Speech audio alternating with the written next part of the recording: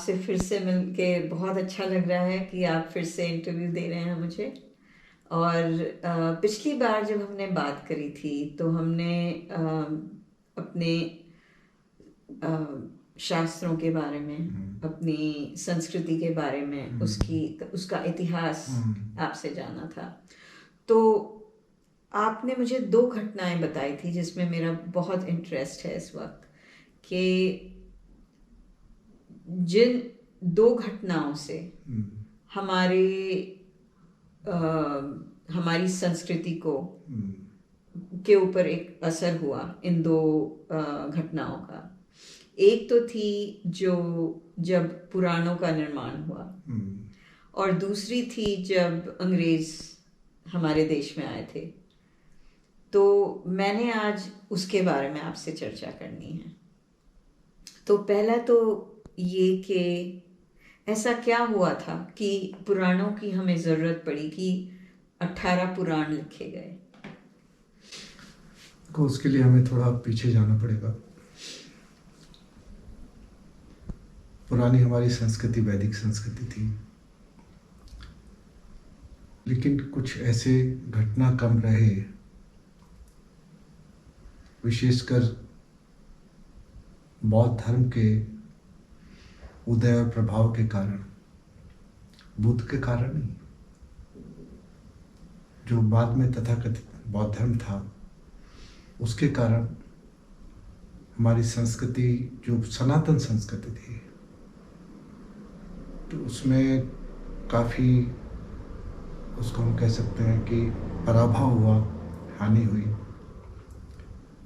और तीसरी शताब्दी ईसा पूर्व से लेकर 300 ईस्वी तक, जो भारत में गुप्त काल कहा जाता है, ये हमारी संस्कृति के लिए बड़ा एक संक्रमण का काल रहा। तो तत्कालीन जो भी हमारे समाज के, संस्कृति के प्रबुद्ध लोग रहे होंगे, उन्होंने उस विषय में चिंतन किया होगा कि हमारी संस्कृति जिस दिशा में जा रही है, जितना इसमें पराभव हो रहा है, तो ऐसे तो एक दिन ये समाप्त भी हो सकती है। तो इसको कैसे बचाया जाए, कैसे पुनर्स्थापित किया जाए, तो उसको लेके फिर ये हमारे पुराणों की रचना होती है। और फिर से हमारी उस पुरानी संस्कृति को एक नए रूप में पुनर्स्थापना होती है। और आज जिस रूप में हम अपना हिंदू धर्म देखते हैं, मानते हैं, वो सब उन पुराणों की ही देन है। और जिस तरह से हमारी संस्कृति पे, हमारे धर्म पे बाहरी आक्रमण हुए हैं, बौद्ध काल के बाद भी शक हुआ, और बाद में हमारे तो मुगल साम्राज्य काल में, फिर अंग्रेजों का शासन रहा उस काल में, कितने तरह के हमारे संस्कृति के ऊपर, हमारे धर्म के ऊपर आक्रमण हुए हैं। लेकिन फिर भी आज यदि हमारा धर्म बचा हुआ है, हमारी संस्कृति बची हुई है, तो उसको, उसका सारा श्रेय मैं अपने पुराणों को और पौराणिक जो हमारी संस्कृति है उसको मानता हूँ। क्योंकि वो उस समय यदि पुराणों की रचना नहीं हुई होती, तो शायद आज हमारा धर्म, हमारी संस्कृति बची हुई नहीं होती। तो ये पुराणों की महत्ता है हमारी संस्कृति में, और उसके पीछे का कारण भी मैंने बताया कि क्यों पुराणों की आवश्यकता पड़ी। तो ये सब रहा। तो ये जो पुराण लिखे, किन्होंने लिखे थे पुराण? हाँ, वैसे तो हमारी परंपरा के अनुसार इनको वेद व्यास रचित माना जाता है। वेद व्यास, सब पुराण की रचना वेद व्यास जी के द्वारा मानी जाती है। मतलब 18 की 18 के 18 पुराण। अच्छा, और ये 18 ही क्यों हैं? इसका कोई इसके पीछे कोई मैसेज है या कोई कारण है इसका? नहीं, ऐसा विशेष कारण नहीं है, बस ये है कि जो हमारे विभिन्न देवता हैं, जैसे विष्णु हैं, शिव हैं, कृष्ण को लेके देवियां हैं हमारी, जो भी देवी के रूप माने जाते हैं, उन सबको लेके, तो वही हमारे जो संस्कृति के देवी देवता हैं, उन्हें अवतार कह लो, उनको लेके, उनकी जो लीलाएं हुई उनको लेके, उनकी दिव्यताओं को लेके, उनके आदर्शों को लेके सब पुराणों की रचना हुई है। अच्छा, और ये जो देवी और देव चुने हैं पुराणों के लिए, इनकी मेंशन हुई है वेदों में? हाँ, वेदों में भी है, इनका जिक्र है, वेदों में आता है। और आपने कहा था कि बुद्ध के कारण नहीं, बौद्ध धर्म के कारण, तथाकथित बौद्ध धर्म के कारण। अच्छा, तो बुद्ध का क्या इसमें नहीं, बुद्ध ने क्या सिखाया था और बौद्ध धर्म उससे कैसे अलग हुआ? देखो, बुद्ध तो स्वयं एक आध्यात्मिक चेतना थे, आध्यात्मिक व्यक्तित्व थे। मैं उन्हें आध्यात्मिक विज्ञानी कहता हूँ। वैज्ञानिक?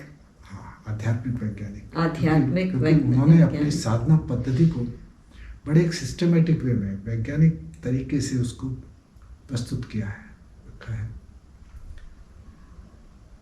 तो बुद्ध को हम एक कोई अलग, उनकी जो साधना पद्धति अलग धर्म नहीं कह, हम साधना पथ कह सकते हैं उसको, एक साधना पथ है वो। और उनका जो प्रमुख साधना मार्ग रहा वो ध्यान का मार्ग है। और उनके 4 प्रमुख जो उनके दर्शन से 4 आर्य सत्य कहे जाते हैं, तो वो ये थे कि दुख समुदय, दुख निरोध और दुख निरोध मार्ग। यानी उनका जो मूल वो था कि दुख है, दुख का कारण भी है, दुख को करने का मार्ग भी है, दुख को दूर किया जा सकता है। तो उनका जो सारा वो रहा दुख को लेकर रहा।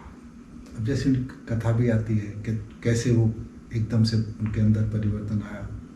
उन्होंने ये आता है कि जा रहे थे रथ में, क्योंकि वो तो बहुत बड़े राजा के वो थे, और किसी ज्योतिषी ने भविष्यवाणी की थी कि या तो ये चक्रवर्ती सम्राट बनेगा या महा सन्यासी होगा, तो उनके लिए चारों तरफ सारी सुविधाएं और ऐसे वो रखे गए कि भाई सन्यास की तरफ ना जाए।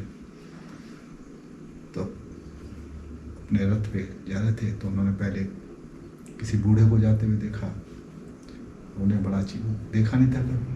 तो उन्होंने रथवान से पूछा कि ये कौन है, क्या है, कि एक वृद्ध व्यक्ति है, वो जा रहा होगा लाठी वाठी टेक के कर, कमर मुड़ी हुई, कमजोर सा। तो उन्हें कि ऐसा क्यों है? तो रथवान ने कहा कि तो हर व्यक्ति को ऐसा ही होना है, हर मनुष्य का बुढ़ापा ऐसी तरह से आना है। तो उन्होंने कहा कि क्या मैं भी बूढ़ा होऊंगा? कि हाँ प्रभु, आप भी बूढ़े होंगे। उसके बाद एक दिन वो जा रहे थे ऐसे ही रथ में शहर में, तो एक अर्थी जा रही थी किसी का शव को लेके। तो फिर उन्होंने रथवान से पूछा कि ये क्या है, भीड़ कैसी है? कि व्यक्ति था, इसकी मृत्यु हो गई है, इसे लेके जा रहे हैं शरीर शमशान में जाके इसका। बोले अच्छा, तो क्या मेरी भी मृत्यु होगी? वो आपकी मृत्यु होगी। तो ये चीज़ें शायद उनके मन में कहीं चलती रही कि मुझे बूढ़ा भी होना है, मेरी मृत्यु भी होनी है। तो ये प्रश्न कहीं अंदर जिज्ञासाएं कि फिर जीवन क्या है। उन्हें लगा ये तो सब दुखपूर्ण है संसार। तो वहाँ से उनकी वो यात्रा शुरू होती है और वो सब छोड़ छाड़ के अपना चले जाते हैं, फिर साधना करते हैं, और साधना करते करते फिर अपने बुद्धत्व को, बोध को उपलब्ध होते हैं। क्योंकि बोध को उपलब्ध हुए इसलिए उनको बुद्ध कहा जाता है, यानी जो बोध को उपलब्ध हो गया वो बुद्ध है। कोई भी व्यक्ति हो, जब बोध को उपलब्ध हो गया बोध ही है। और बाद में वो उनके उससे उनकी शिक्षाओं को लेके उसको लेके बौद्ध धर्म बन गया। लेकिन बुद्ध अपने आप में आध्यात्मिक व्यक्तित्व थे, आध्यात्मिक चेतना थे, और प्रमुख मार्ग ध्यान का मार्ग था। और वो कहते थे कि अपो दीपो भाव, अपने दीपक स्वयं बनो। बिल्कुल। तो एक साधना पद्धति थी, अलग उनका कोई धर्म नहीं उन्होंने दिया, एक साधना पद्धति थी। हाँ, होता है बाद में जाके फिर, क्योंकि जो बौद्ध धर्म के ग्रंथ भी लिखे गए हैं वो बुद्ध के देहावसान के लगभग 200 वर्ष बाद लिखे गए हैं। तो कहाँ तक उसमें बुद्ध ने जो कहा या उनका दर्शन था उसमें आ पाया है। तो इस तरह चलते हैं, ये समाज के अंदर सारा सब चलता है, परिवर्तन होता है। तो बौद्ध धर्म में ऐसा क्या था कि जो हमारा जो वैदिक हमारी संस्कृति थी उस पे उसका असर हुआ? हाँ, बुद्ध ने नहीं, लेकिन बाद में जो तथाकथित बौद्ध धर्म हो गया, और अशोक ने फिर, सम्राट अशोक ने बौद्ध धर्म अपना लिया, तो फिर राजा जिस धर्म को मानता हो, उस समय तो काल भी सब इस तरह का था, तो प्रजा के ऊपर भी वही प्रभाव होता है। तो वहाँ से फिर, क्योंकि उसने बौद्ध धर्म अपनाया, तो हमारी प्राचीन, अब कोई नई इमारत बनी हो तो पुराने को तोड़ना पड़ेगा या उसकी कमियां निकालनी होंगी। तो पहले से जो संस्कृति या धर्म चला आ रहा था उसकी कमियां निकाली गई, उसको कमज़ोर किया गया अपने को स्थापित करने के लिए। तो बुद्ध ने नहीं किया, तो बहुत बाद में सारी चीज़ें हुई, बुद्ध ने नहीं किया ऐसा। वो तथाकथित बौद्ध धर्म जिन्होंने अपनाया उन्होंने किया, और इस तरह से हमारी संस्कृति धीरे धीरे, वैदिक संस्कृति जो थी वो कमज़ोर होती गई, उसका पराभव होता गया। और उसी के लिए फिर जैसे मैंने कहा कि उसको पुनर्स्थापित करने के लिए उस संस्कृति को पुराणों की रचना होती है, और फिर से कहीं पुनर्स्थापना उसका प्रयास होता है, और आज हम उसका रूप देख रहे हैं। तो अब हम चलते हैं आगे। जब मकाले और हमारे ऊपर ब्रिटिश का राज हुआ,